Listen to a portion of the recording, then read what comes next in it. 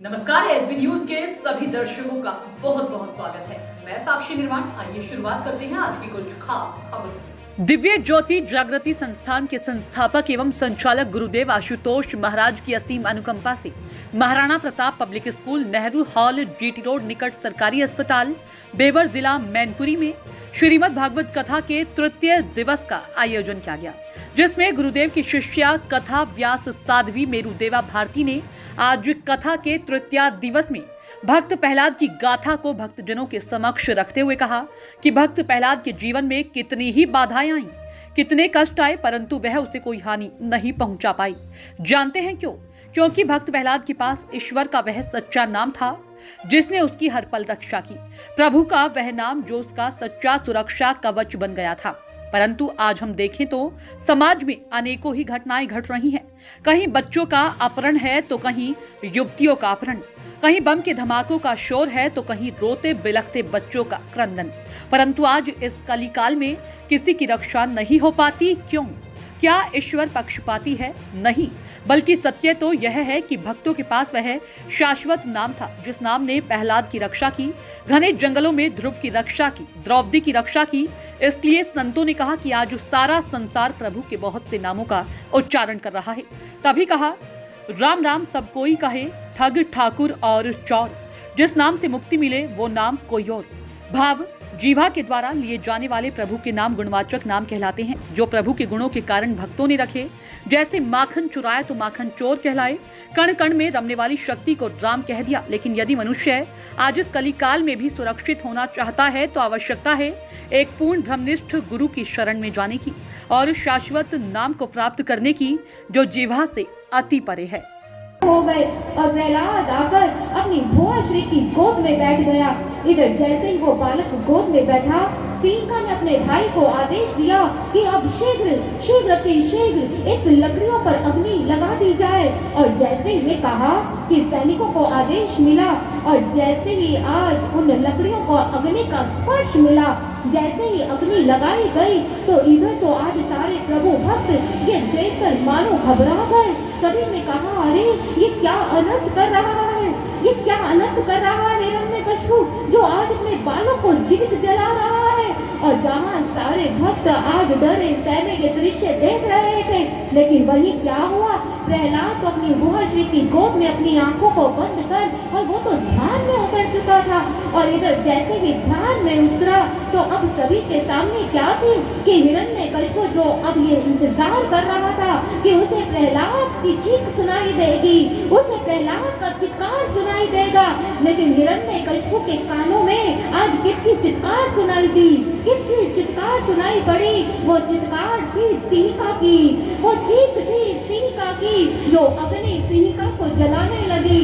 और सिंहिका जल रही, चिल्ला रही है, भ्राताश्री मेरी रक्षा कीजिए, भ्राताश्री मेरी रक्षा कीजिएगा, मेरे संग अन्याय हुआ है, मेरे संग छल हुआ है, मुझे बचा लीजिए भ्राताश्री, मुझे बचा लीजिएगा। और सिंहिका चीखती चिल्लाती रह गई। और इधर हिरण्यकशिपु देखकर दंग रह गया। हिरण्यकशिपु को क्रोध आ रहा है, लेकिन आज वो अपनी सिंहिका अपनी बहन को बचा नहीं पाया। और क्या हुआ, वहीं से आज अपने महल में लौट गया।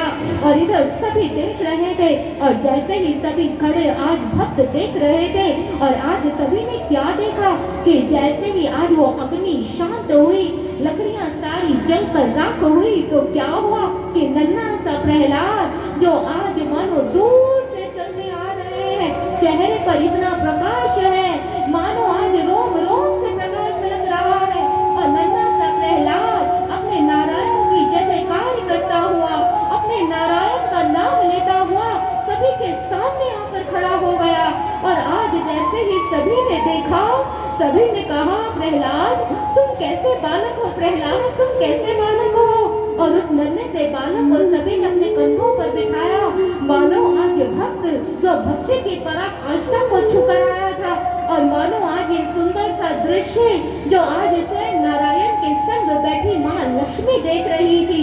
और माँ लक्ष्मी देख रही है, नारायण को देख रही है, कहने लगी, वाह प्रभु वाह, क्या लीला रची है आपने। आज आपने अपने भक्त को उस अग्नि से भी बचा लिया प्रभु। प्रभु ने कहा देखो देखो लक्ष्मी देखो, जहाँ आज हमारे प्रहलाद को इस अग्नि में जलाना चाहा, लेकिन आज इस अग्नि में जलकर हमारा प्रहलाद जो कुंदन से बनकर चमका है, जो कुंदन से बनकर दमका है। और जानती वो लक्ष्मी कि आज हमने ये क्यों किया, क्योंकि आज के बाद इसी दिन से जहाँ सभी सिंहिका के नाम को भुला देंगे और जहाँ सिंहिका की जगह जहाँ होलिका को जलाया जाएगा, होलिका को यज्ञ किया जाएगा, जहाँ आज धर्म अधर्म पर धर्म की विजय हुई है, जहाँ आज भक्ति पर शक्ति की जीत हुई है। इसलिए देखो महालक्ष्मी देखो कि जब इस बालक जो बालक आज हमारे प्रभु भक्ति के रंग में रंग गया है, जो हमारे मजीठे रंग में रंग चुका है, और बस आज के बाद से ही जहाँ ये बसंत उत्सव मनाया जाएगा, जहाँ अधर्म को जलाकर जहाँ धर्म की स्थापना की जाएगी, एक नया उत्सव, एक नया पर्व जो इस संसार में बनाया जाएगा।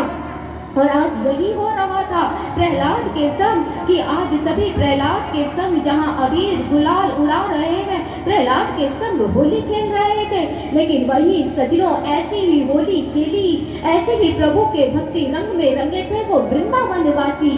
चलिए आज हम प्रहलाद के संग संग जरा वृंदावन में चलते हैं। आज वृंदावन में जब बसंत उत्सव का दिन आया, होली का उत्सव आया, तो आज सारे गोप गोपियां ग्वाले जो अपने कृष्ण के संग होली मनाना चाहते हैं, अपने प्रभु के रंग में रंगना चाहते हैं और स्वयं प्रभु को रंगना चाहते थे। इधर होली उत्सव आया है, आज सारे ग्वाल सखा प्रभु के संग होली खेलने के लिए प्रभु के आंगन में पहुंच गए, कन्हैया के आंगन में चले आए, अपने कन्हैया को आवाजें लगा रहे हैं, कन्हैया अरे ओ कन्हैया कहाँ हो, अरे जल्दी बाहर आओ।